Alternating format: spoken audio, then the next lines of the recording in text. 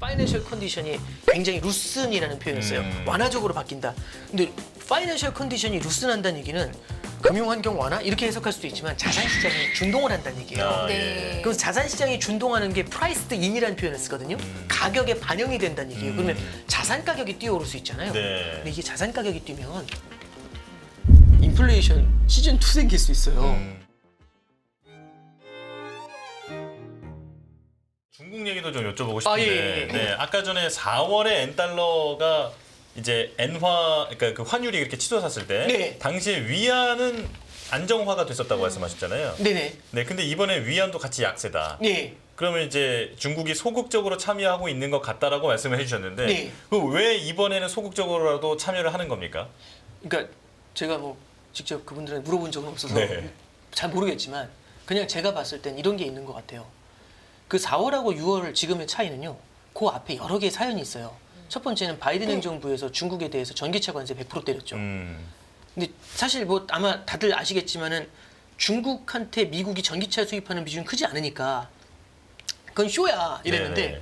문제는 유로존이 때렸어요. 왜냐하면 이제 바이든 행정부에서 중국을 포위하는 방법은 중국을 공격하는 방법은 포위예요 무조건. 친구들 다 모여. 너 저기 너 저기 너 저기 바둑으로 둘러싸는 거죠. 그럼 바둑으로 이렇게 둘러쌀 것 같으면 도망가는 건 또 다른 데로 연결해서 도망가야 되지 않습니까? 네. 그래서 러시아로 연결해서 튀고 있는 거잖아요. 그러니까 이제 중국을 이게 포위하고 싶은 겁니다. 그래서 중국을 포위해가지고 유럽까지 같이 관세 때리고 있고 후속 관세 같은 것도 준비하고 있다라고 얘기하고 너 러시아랑 노니까 너네 금융 규제한다 이런 얘기까지 하고 있어요. 그럼 중국 입장에서는 지금 관세를 또 맞은 거잖아요. 그러면 이런 입장에서는 만약 위안화까지 다른 애들 다 절하되는데 위안화만 절상이면 관세 맞았지 통화 절상으로 가격까지 비싸지 네네. 그러면 중국 수출이 둔화될 수 있죠. 근데 중국은 지금 부동산 시장 때문에 내수가 그렇게 크지는 못하고 있어요. 그럼 수출이라도 땡겨줘야 되거든요. 네. 이 수출이 위축이 되면 수출 모멘텀이 그럼 중국 입장에서는 걱정스러울 수밖에 없죠. 그러면 관세 인상한 만큼 화끈하게 위안화 절하지는 못하지만 그래도 쟤들이 하는 만큼은 따라서 움직이려는 의도는 좀 보이지 않겠는가. 이제 그런 생각은 좀 할 수 있을 것 같습니다. 그래서 위안화를 바라보는 시각은 그래서 이번에 저도 조금 불안한 게 전면적인 환율 전쟁까지는 왜냐하면 이제 7.3을 며칠 전에 넘었었어요. 잠깐 이틀 전에. 그래서 이거 뭐지 한 다음에 좀 약간 두렵게 봤었는데 그래도 다행히 지금 한 7.29, 7.3 사이에서는 누르려고 하거든요. 그래서 이제 이걸 만약에 누르지 않고 위로 열어버리면서 위안화 절하를 만들잖아요. 그러면 환율 전쟁이 굉장히 판이 커지는 겁니다. 예, 그래서 그거는 저도 개인적으로 좀 우려해서 바라보는 그런 게 있습니다. 네. 아, 네네. 그럼 네. 이번에는 원달러를 한번 여쭤볼까요? 그러면? 네. 네. 지금 보면은 아까 전에 제가 검색해 보니까 1,385 정도 됐던 것 같은데, 네. 네, 원달러 환율이. 근데 이달 들어서만 한 10원 정도, 10원 넘게 오르면서 가파른 상승세를 보였는데, 그 우리 당국의 구두 개입도 있지 않았습니까? 네. 근데 이제 이게 질문은 다른 나라 통화보다 우리 원화가 네. 더 가치가 이렇게 절하되고 있는 건지 네네. 아니면 아까 말씀하신 대로 그 달러만 강하고 나머지 네. 통화는 비슷하게 가고 있는 건지 이게 궁금합니다. 일단 우리만 별로예요라는 얘기는 개인적으로는 동의하기 좀 어려운 게 물론 어느 시점으로 끊느냐에 따라 다 달라요. 근데 최근으로 보면 원엔 환율 있잖아요. 원엔 환율이 얼마 전까지 920원이었는데 3월 달에 지금 860원이에요. 그럼 원화가 약세인데 엔화가 더 약하잖아요. 그러네요.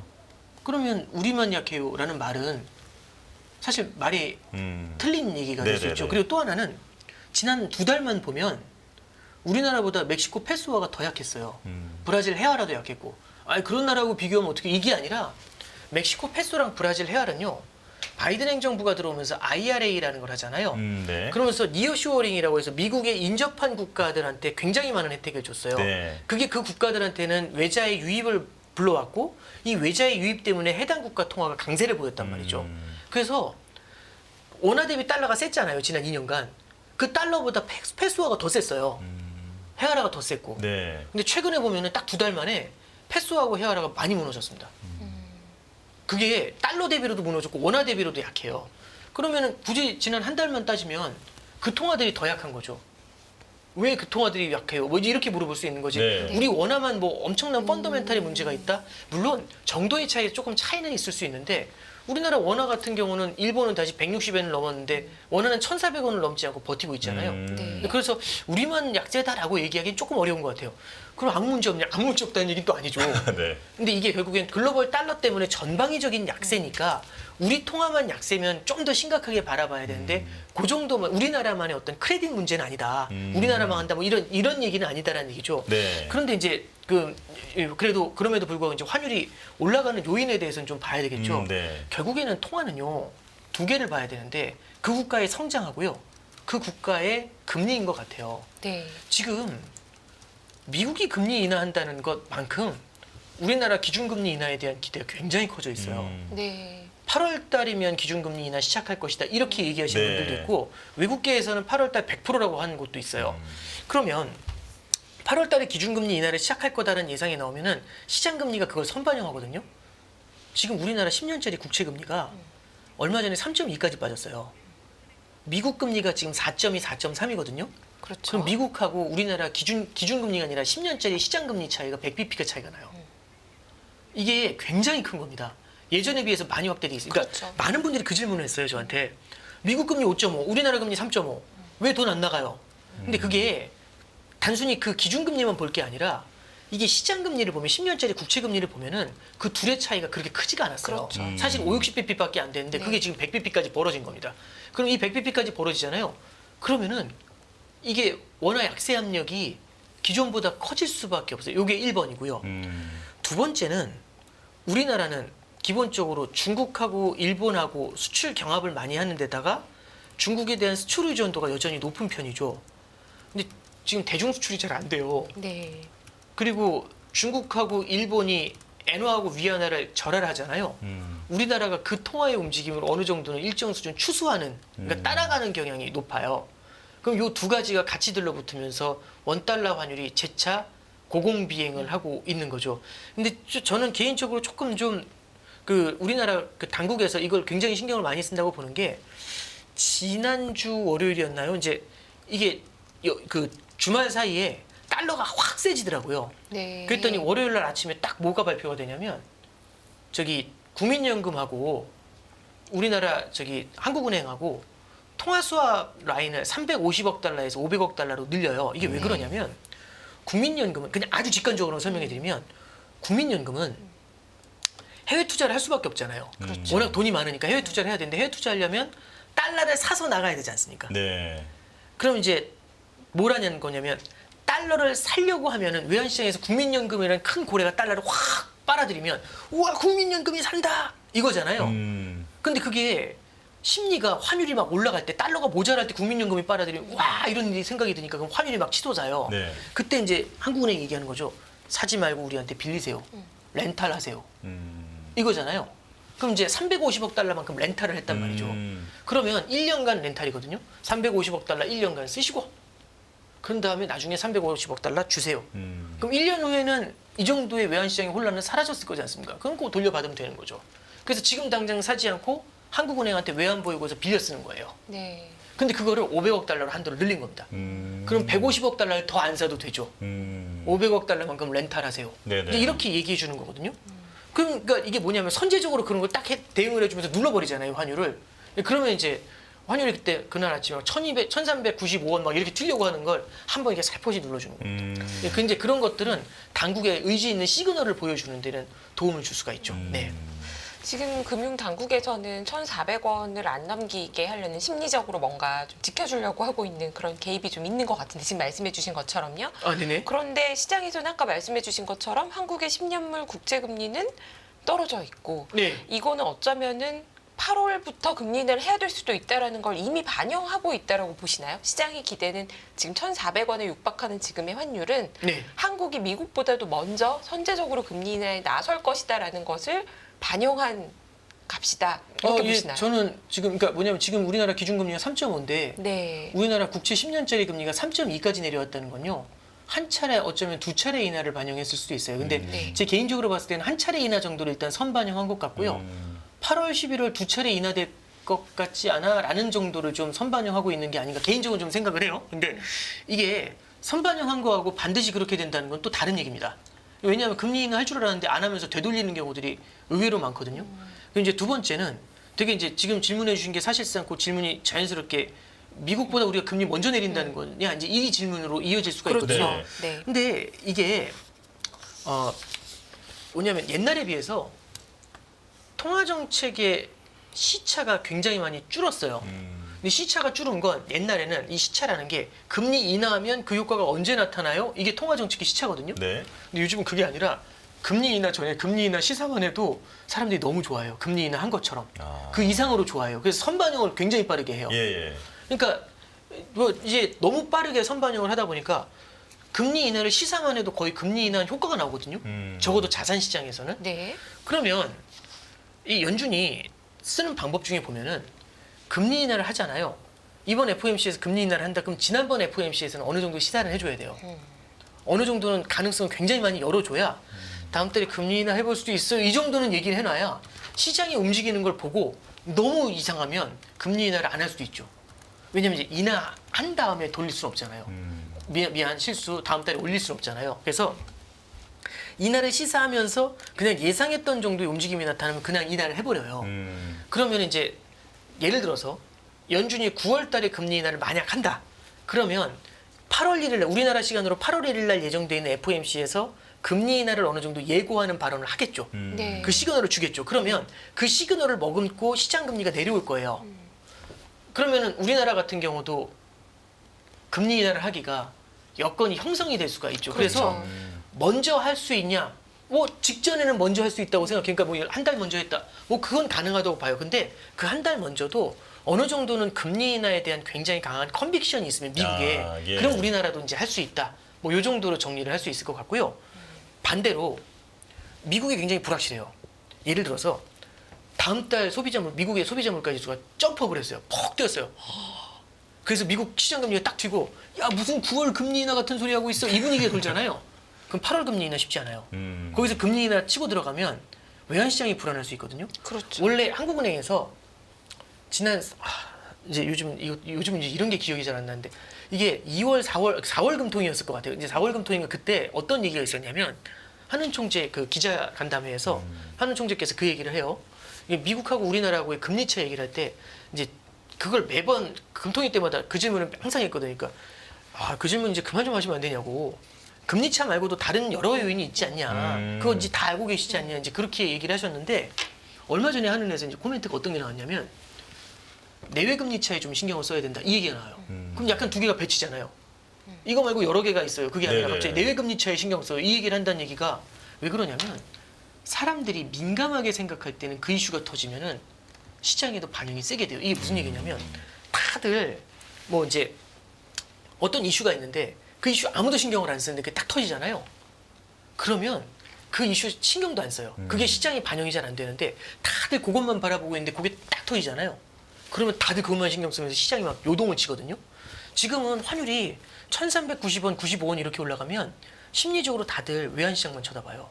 그런 상태에서 내외 금리 차가 확 벌어진다? 그러면 이게 일시적인 환율의 점프업을 만들 수 있습니다. 그럼 환율이 막 뛰는 걸 걷잡을 수 없이 뛰는 걸 막으려면 굉장히 많은 외환 보유고를 쏟아 부어야 되거든요. 그럼 국가적인 손실이죠. 예, 그렇기 때문에 한은에서도 지금 국내에 있는 성장 모멘텀도 봐야 되겠지만 대외적으로도 미국의 금리 인하 템포 그리고 미국의 시장 금리 움직임 이런 것들을 같이 이제 견눈질을 하면서 이제 움직여야 됩니다. 그래서 마치 야구로 따지면 되게 빠른 주자가 1루에 나가 있는 거예요. 네. 저는 되게 느린 싱커를 던지는 투수인데 되게 느린 볼을 던지는 투수인데 1루에 주자가 있는 거예요. 네네. 되게 빠른 애가. 던질 때 되게 부담스러울 것 같지 않으세요? 아, 그럼요. 계속 예. 견제하죠. 그러니까 이게 뭐냐면 던지지 못하고 계속 쳐다봐야 되잖아요. 맞아요. 예. 예, 그 느낌이 지금 아마 한국은행은 그런 고민을 좀 하게 되지 않을까. 왜냐면 미국이 뛰어나갈까봐 무서워가지고 네. 그 양쪽을 고민해야 되니까 힘들죠. 네, 극한 직업 중에 하나인 것 같습니다. 미국도 고민일 것 같아요. 그럼 결국 우리가 제일 중요한 거는 FOMC 미국일 텐데 네네. 이번에 FOMC는 어떻게 보셨고 다음 FOMC에서는 어떤 전망을 하고 계신가요? 이번 FOMC에서는요, 사실상 이제 다음번 FOMC에 대해서 금리 인하를 한다 이런 시사를 전혀 안 했기 때문에 그냥 적어도 7월 말에 금리 인하에 대한 가능성은 드랍을 시켜버렸다. 이 정도를 볼 수가 있고요. 두 번째는 이번 FOMC는 상당히 매파적인 회의였어요. 그래서 시장에서도 다들 깜짝 놀랐거든요. 왜 이렇게 세게 말해요? 형, 뭐 이런 분위기였던 거죠. 너무 이제 세게 말하니까.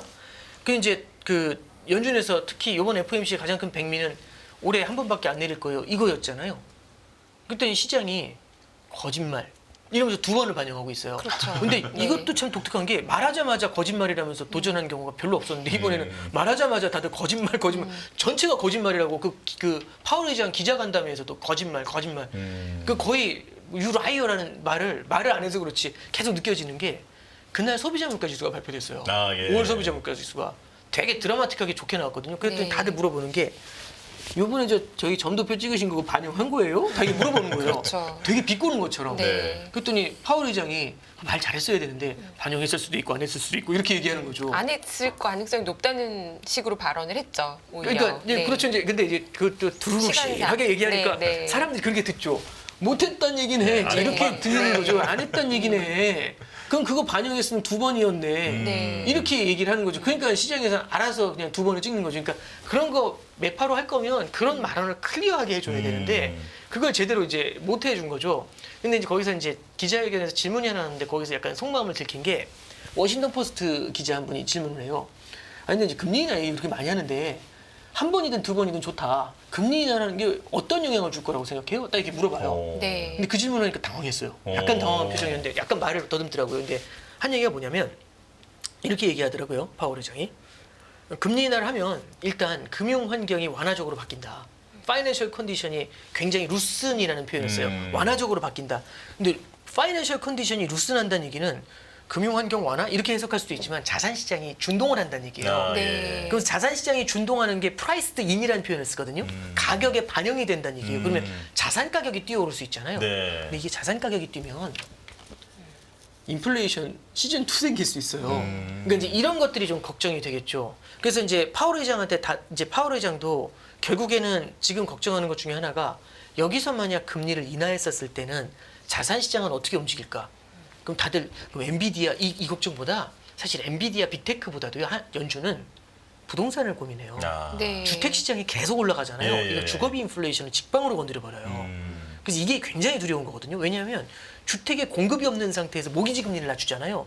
이 금리를 버티는데 금리를 낮춰주면서 돈을 풀어주면 주택 시장은 굉장히 강해질 수가 있어요. 그럼 주거비 인플레이션 때문에 물가가 다시 자극이 될 수가 있거든요. 그러니까 이제 연준이 되게 신중한 거예요. 그래서 이제 이번에는 FOMC 때 이제 그 얘기를 했던 거고, 그럼 이제 뭐 다음 FOMC 때 이제 과연 어떠냐? 지금 시장에서는 9월, 12월 두 번 인하를 보고 있습니다. 그 가능성을 높게 보고 있는데 9월 인하를 위해서는 적어도 8월 1일 날 발표된 FOMC에서 다음 9월 인하에 대한 시그널을 강하게 줘야 돼요. 물론 그 사이에 8월 28일인가? 잭슨홀이 있어요. 아, 예. 거기서 한번 시그널을 줄 수도 있는데 잭슨홀보다는 그래도 이번 FOMC에서 어느 정도는 방점을 찍어줘야 9월 인하가 피저블 해줘요. 가능해지거든요. 그러면 9월 인하를 논하는 사람들의 주장하는 입장을 한번 잠깐 대변해 보면 네. 굉장히 리저너블해요. 이것도 굉장히 리저너블하고 제가 들어도 맞네요. 반론 불가. 이렇게 되는데 한번 들어보세요. 9월 인하 해야 된다. 왜? 지금 금리가 너무 높고 그것 때문에 성장이 둔화되는 시그널이 뚜렷하게 나타난다. 특히 고용 시장에서의 균열이 나타나고 있고 서비스 물가가 제로로 떨어졌는데 서비스업에서도 강한 쿨다운이 나타난다. 제조업이 조금씩은 올라오곤 있지만 그거는 서비스업이 기존에 좋았기 때문에 새로 재고를 쌓아놓으려는 움직임이지 여기에 큰 방점을 둘 필요는 없다. 이런 로직이에요. 실제 보면은 미국의 실물 경기가 둔화되는 시그널이 분명히 나타나요. 소비 심리에서도 그렇고. 그러면 이거 금리 내려줘야 돼요. 이거 내깔려 놔두잖아요. 그럼 경기가 훅 주저앉아요. 이게 잘 버티다가 훅 주저앉아 버리거든요. 네. 그러면 이런 거죠. 그럼 매파는 그렇게 생각하지 않을 텐데 매파도 비슷하게 생각해요. 이럴 때는 한 번 인하를 먼저 해주는 게 낫다 이렇게 얘기를 해요. 왜? 먼저 인하를 해줘야 훅 주저앉지 않고 잘 버틸 거 아닙니까? 그래야 높은 금리를 오래 유지할 수가 있어요. 다시 여기서 금리 인하라고 버티는데 훅 주저앉잖아요. 훅 주저앉는 거 막으려고 금리를 팍팍팍팍 내려야 되는데 아직도 인플레이션 심리가 남아있잖아요. 네. 금리가 팍팍팍팍 내리면 인플레이션 심리를 다시 자극하죠. 그럼 성장은 깨지는데 물가가 올라와요. 아, 예, 예. 그러면 이거 스태그플레이션 최악의 시나리오로 갑니다. 이거 막으려면 먼저 한번 끼워 넣기로 금리 인하를 하나 해주고 선제적으로 한번 해주잖아요. 그럼 시장도 깨우하고 실물 경제도 좀 탄탄해진다기보다는 둔화가 좀 멈추면 네네. 그러면은 그러니까 5.25에서 5.5나 5.0에서 5.25나 많이 낮아진 게 아니잖아요. 그렇죠. 그렇죠. 너무 부담이 많이 줄어서 이러진 않잖아요. 그러니까 높은 거잖아요. 인플레이션을 제대로 견제하면서 오랜 기간 높은 금리 유지하려면 9월에 한번 해주는 게 좋을 것 같아요. 이런 걸 보험적인 금리 인하라고 합니다. 예. 들어보면 리즈너블해요. 실제 이런 패턴을 이제 보여준 게 연준이 6월달 FOMC에서 그 양적 긴축을 축소를 해요. 네. 원래 600억 달러씩 줄이던 걸 250억 달러로 또 그걸 또 축소하는 걸 줄였거든요. 이게 그럼 이게 이거 완화 시그널 아니야? 근데 완화 시그널이 아니라 이렇게 보시면 돼요. 이 연준이 양적 긴축을 하게 되면은 은행에 은행에 쌍짓돈들이 있어요. 여유 자금들. 그 초과 지준이라고 하는데 그 은행의 초과 지준이라는 게 줄어들어요. 근데 그게 지금 한 3.5조 달러 정도 되거든요. 네. 근데 그걸 팍팍팍팍 줄이잖아요. 그러면 3조 달러 밑으로 내려갔을 때는 이게 돈이 모자랄 수가 있어요. 위험이 생기면서. 네네. 왜냐면 이게 옛날에는 다른 게 옛날에는 대형은행이나 중소형은행이나 비슷하게 갖고 있는데 지금은 대형은행이 한꺼번에 갖고 있어요. 그래서 3조 달러나 있지 않냐라고는 하지만 다 대형은행이 갖고 있고 작은 은행은 별로 없을 수 있거든요. 그래서 이거 팍팍팍팍 줄이면 되게 불안할 수가 있어요. 네. 근데 600억 달러 성큼 줄이면 어느 정도에서 리스크가 생길지 알 수가 없는데 리스크가 있는 선에서부터 성큼 줄이면 이거 잘못 건드릴 수 있잖아요. 으악 소리가 날 수 있어요. 그래서 이게 3조 달러에 근접을 하잖아요. 네. 그럼 그때부터는 성큼 내려오는 게 아니라 찔끔찔끔 내려오면 쪼개서 되죠. 이제. 이렇게 찔끔찔끔 내려오면 되죠. 이렇게 찔끔찔끔. 그러면 저도 수학 안 좋아해요. 이 선에 가장 가까운 근접한 점까지 내릴 수가 있겠죠. 예. 네. 그래서 얘기하는 거죠. 천천히 가야 가장 멀리 간다. 그럼 이게 목적지에 완화냐 긴축이냐 도달하기 그러면 긴축이시군요 이렇게 되잖아요. 그러니까 이게 해석을 잘해야 돼요. 그또 얘기 들어보니까 맞네요. 그리고 금리 인하하는 게 사실상 장기적으로 높은 금리를 오래 유지하면서 인플레이션을 제대로 견제할 수 있어요. 라고 하니까 또 그 말씀도 맞네요. 이렇게 돼요. 이게 일단 9월 금리 인하를 정당화하는 논리고요. 거기에 대한 반대 논리가 예. 첫 번째는 방금 말씀드렸던 자산 가격입니다. 그렇죠. 첫 번째는 그렇게 보험적으로 인하했더니 하늘로 뛰어가면 그럼 인플레이션을 다시 자극할 수 있잖아. 참고로 금리 인하를 좀 선제적으로 한 나라가 캐나다하고 호주도 좀 금리 인하 시사했었거든요. 캐나다 물가가 다시 뛰어요. 5월 달에 엄청 올라갔어요. 이러면 캐나다 중앙은행이 굉장히 곤혹스러울 겁니다. 취소 이럴 수는 없잖아요. 네. 예, 굉장히 곤혹스러울 겁니다. 두 번째는 호주 중앙은행도 지금 금리가 다시 물가가 다시 뛰니까 와 이거 다시 인상까지 해야 되나 이 생각까지 하고 있어요. 그러면 미국도 만약에 이게 잘못해서 한번 건드려놨더니 확 위로 뛰면서 이게 자산 시장을 자극하게 되면 인플레이션이 생각보다 오래 갈 수 있습니다. 예, 연준이 제일 무서워하는 것 중에 하나고요. 그리고 이제 두 번째는 이거는 뭐 맞든 틀리든 그냥 우리가 직관적으로 생각할 수 있는 게 네. 11월에 대선이잖아요. 네. 네. 근데 9월 중순에 금리 인하를 하면 그리고 또 대선의 후보가 트럼프잖아요. 트럼프가 이미 여러 차례 경고했거든요. 금리 인하를 연준이 한다는 얘기는 바이든을 지원하는 거다. 정치적인 의도가 다분한 거다. 이 얘기를 하고 있어요. 거기다 대고 금리 인하를 직접 하기가 연준 입장에서는 조금 부담스러울 수 있어요. 그러면 무언가 정확하게 기준이 나오지 않고 재량적으로 금리 인하하는 것에 대해서 신중할 수 있거든요. 왜냐하면 네. 교과서에 써 있어요. 2%가 돼야 금리 인하한다고 물가가. 근데 지금 2는 아니거든요. 네네. 2로 내려올 가능성이 높은 거지. 그러면 이런 거 태클 걸릴 수가 있어요. 참고로 영란은행이 있습니다. BOE. 영국 중앙은행인데 얘는 지금 소비자 물가지수가 2로 돌아왔어요. 근데 그럼 금리 인하 할 수 있잖아요. 6월 달에 안 했어요. 왜 안 했냐면 7월 4일 날 영국 총선이 있습니다. 물론 영란은행이 총선 때문에 안 했어요. 이렇게 얘기 안 했거든요. 근데 이제 온갖 말로 둘러댔어요. 조금만 더 신중하게 보자고. 네네. 신중하게 보자는 건 그 가로 열면은 아 이거 금리 저기 총선하고 연관이 있다. 그래서 전문가들은 전체적으로 그거 부담이 좀 큰 것 같다. 이렇게 해석을 많이 해요. 왜냐면 유럽이 내렸는데 영국이 안 내릴 이유가 없거든요. 그러니까 이제 총선 부담이 있다라는 그 생각을 한 것 같아요. 그래서 그걸 보면서 연준도 굉장히 부담스러운 케이스이기 때문에 9월에 금리 인하를 시사하는 정도가 되고 11월 5일인가가 대선이거든요. 11월 9일인가가 그 바로 한 3, 4일 뒤가 FOMC예요. 그때 인하를 하거나 아니면 조금 여유를 두고서 텀을 두고서 12월에 인하를 하거나 대신에 금리 인하의 불씨를 살려놓는 것만으로도 충분하지 않겠어라는 얘기를 하고 있습니다. 그래서 뭐 저기 FOMC에서 논의가 될 만한 얘기들은 방금 말씀드렸던 것처럼 선제적으로 인하하는 게 필요하냐 필요하지 않냐 이걸 가지고 아마 첨예한 논쟁이 있지 않을까 그런 생각입니다. 네. 종합해 보면 지금 매파나 비둘기파나 경제 여건만 봤을 때에는 9월에 금리 인하 한 번 하는 거는 양쪽이 다른 이유로 합의를 할 수가 있는데 정치적인 영향이 더 커서 9월에는 일단은 인하를 하느냐 마느냐 논의를 하는 정도로 지나갈 가능성이 높다. 이제 이렇게 볼 수 있나요? 그러니까 네. 정리라기보다는요. 이제 네. 그건 이제 뭐 그러니까 정치적인 이슈 때문이다라기보다는 정치적인 이슈는 사실은 약간 사이드 메뉴고, 네네. 네. 근데 그게 사실 메인 메뉴가 될 수 있지만 이제 이런 거죠. 매파하고 비둘기파가 합의를 한 건 아니지만 매파 중에도 거기에 동의하는 사람들도 있어요. 그러면 결국에 싸움은 뭐냐면 실물 경기의 둔화하고 그 다음에 자산 가격하고 그 두 개 부담 사이에서의 경쟁인 것 같아요. 그런 로직은 이렇게 풀릴 수 있어요. 만약에 8월 달에 자산 시장이 만약 흔들리는 모습을 보이잖아요. 그럼 9월에 인하하는 게 굉장히 피저블할 수 있습니다. 굉장히 어떻게 보면 부담이 덜할 수 있어요. 근데 자산 가격이 막 계속 막 팍팍 치고 올라가잖아요. 부동산 시장도 뜨겁고. 그러면 9월에 인하하는 것도 되게 부담스러울 수가 있어요.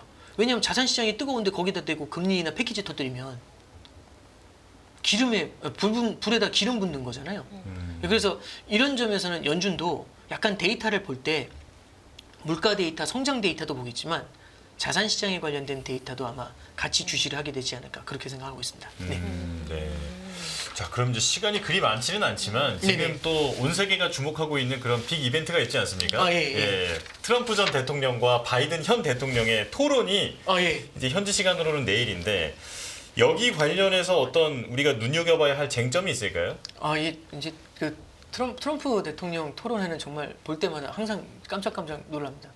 예, 진짜 토론하고 싶지 않은 스타일이거든요. 그 애티튜드가 놀랍다라는 거죠. 그러니까 그렇죠. 이제 말할 때마다 말을 계속 끊으니까요. 예. 그리고 근데 이번엔 뭐 마이크도 내리고 뭐 그런 조치를 했다고는 하더라고요. 제 생각엔 그 소리 지를 것 같은데. 근데 일단 뭐 그걸 떠나서, 그러니까 네네. 아니, 그걸 떠나서 이제 트럼프하고 바이든하고 이제 그 결국엔 정책의 차이가 굉장히 크잖아요.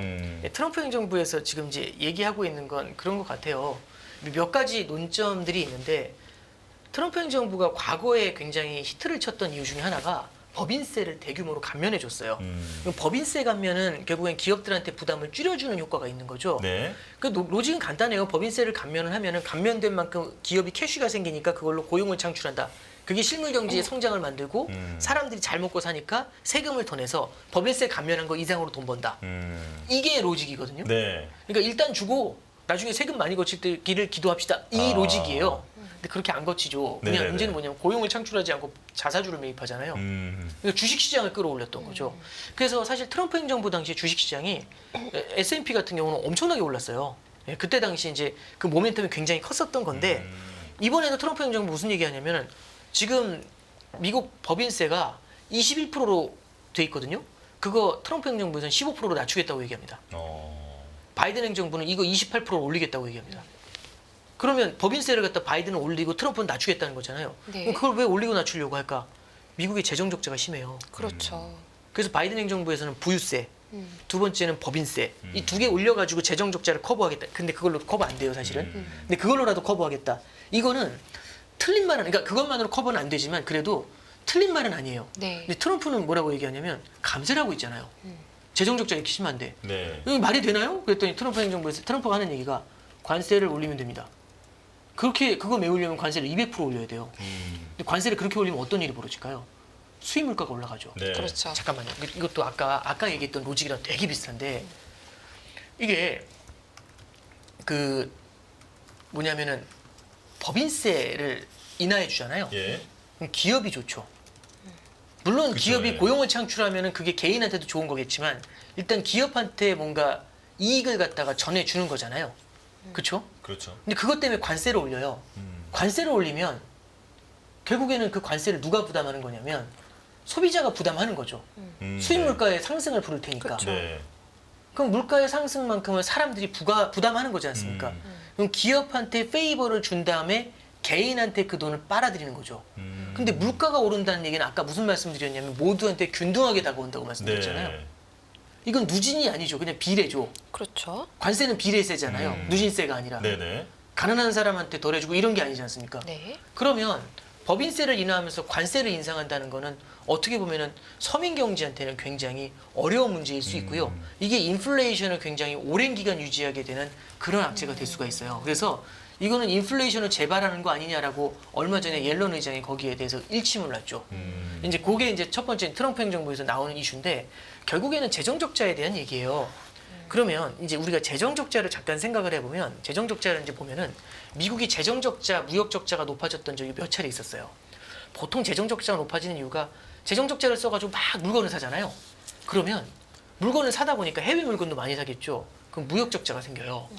그럼 달러가 나가지 않습니까? 그럼 달러를 빨아들여야 되죠.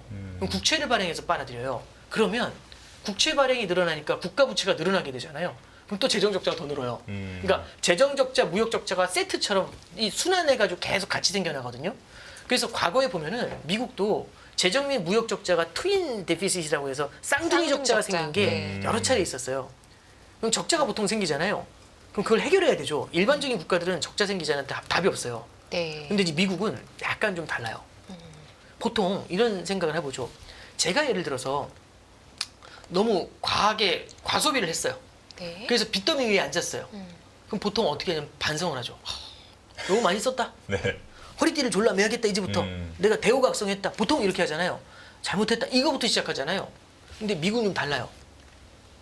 과소비해서 재정적자, 무역적자 커졌잖아요. 그럼 너무 많이 썼나? 안 그래요. 어떻게 하냐면 누가 나한테 이렇게 많이 팔았어? 이렇게 시작해요. 누구야? 누구야? 나와! 이러는 거죠. 아무도 안 나올 거 아니에요. 그러면 저기 대미 무역 흑자 많이 낸 나라들 리스트 갖고 와. 그 나라가 많이 판 거 아니에요. 너야! 막 이러는 거죠. 아니에요. 너잖아. 데이터 있잖아. 그럼 그 나라한테 뭐라고 하면 앞으로 네가 다 사.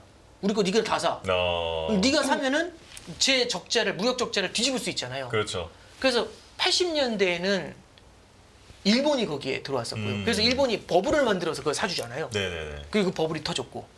그리고 2000년대에는 위안화 절상을 압박해요. 그래가지고 그때 당시에 중국이랑 브릭스 국가들의 내수 경기가 막 살아나면서 이제 이걸 갖다 또 반대로 돌리려고 노력을 했었던 게 미국이 여태까지 보여줬었던 움직임입니다. 그래서 잠깐 차트를 한번 잠깐 보시면요. 예. 네. 이게 미국의 무역 적자 추이예요. 여기 잠깐 보시면 이게 미국이 무역 적자가 났었던 때가 여기 되게 작아 보이지만 그때는 되게 컸어요. 왜냐하면 이 뒤가 너무 커서 이게 이제 작아 보이는 건데 네. 여기 무역 적자가 꽤 컸을 때예요. 70년대 중반에. 네, 경제 그래서- 규모 대비 예, 컸을 때죠. 그래서 이때 네. 저기 본 합의라는 게 있어요. 본 합의가 뭐냐면 미국이 얘기해요. 서독하고 일본한테 팔지만 말고 니들이 사. 이렇게 해서 무역 적자 생긴 걸 줄였어요. 이게 본 합의입니다. 예. 그 두 번째는요. 요때 또 무역 적자 세게 나오죠. 그래서 85년도에 플라자 합의라는 게 있어요. 예. 네. 그걸로 일본한테 다 밀어 넣어요. 그래서 무역 적자 줄였죠. 네. 이게 보시면 2005년도에 보면 무역 적자 엄청나죠. 이때 금융위기를 전후해가지고 신흥국들한테 이제 많이 이제 밀어 넣었던 거죠. 예, 중국하고 그래서 분쟁이 되게 많았던 때예요. 그렇죠. 그리고 금융위기 이후에 해결됐나 싶었는데 지금 보면은 무역 적자 엄청나죠. 예. 코로나 때 커졌지만 지금 이제 어느 정도 코로나만큼 크지 않지만 여전히 굉장히 높은 수준에 속해요. 근데 잠깐 보세요. 요거 보이세요? 요게 16년에서 18년도 사이예요. 무역 적자가 되게 가파르게 늘어나죠. 이게 왜냐면 트럼프 행정부 하에서 재정 적자 늘리면서 무역 적자가 엄청 늘어난 거예요. 그래서 트럼프 때 이렇게 무역 적자가 늘었잖아요. 그래서 우리는 트럼프 하면 달러 강세 이런 생각 되게 많이 하거든요. 네. 근데 트럼프가 그때 뭘 하냐면요. 이런 걸 준비해요. 이게 달러 인덱스입니다. 트럼프가 16년도 11월에 들어와요. 달러 인덱스 빨간 선인데 쫙 내려오는 거 보이세요? 네. 그래서 2018년도 1월 말에 달러 인덱스가 88까지 빠져요. 그리고 참고로 2018년도 4월 달엔 그때 이제 저 판문점에서 트럼프, 김정은 그때 당시 우리나라 대통령이 이렇게 네네. 셋이 만난 적이 있어요. 네. 그때 원달러 환율이 1,050원까지 빠져요. 달러 약세였어요. 그래서 초반부에는 그게 왜냐하면 무역 적자가 심하잖아요. 그러면 트럼프 행정부에서 룰을 바꿔요. 그래서 달러 약세를 가져갑니다. 근데 그게 이제 너무 의도적으로 보인 게 2018년도 1월 말에 스위스에서 다보스 포럼이라는 게 있어요. 거기서 이제 무슨 얘기를 하냐면 문호신이라는 사람이 있습니다. 이 트럼프 행정부에서 이 사람이 이제 재무장관이었어요. 그래서 이 문호신이 뭐라고 나왔냐면 다보스 포럼에서 달러 약세, 무역 측면에서 미국의 이득 이런 얘기를 해요. 이거 사실 이렇게 얘기하면 안 돼요. 왜냐면 완전히 우리 달러 약세 즐기겠다 이 얘기잖아요. 네. 대놓고. 그러니까 이제 다른 나라가 설마 했는데 이걸 너무 대놓고 얘기하니까 밑에 두 줄 밑으로 보시면 드라기라는 사람이 있었어요. 이 사람이 유럽중앙은행 총재였거든요. 문호신 환율 발언, 국제합의 위반 막 난리가 났어요. 그리고 위에 보시면은 약달러 옹호의 달러 약세 쇼크, 보호무역주의 강화 우려, 미국의 속내가 보인 거죠. 그랬더니 그 다음날 트럼프가 직접 등판해요.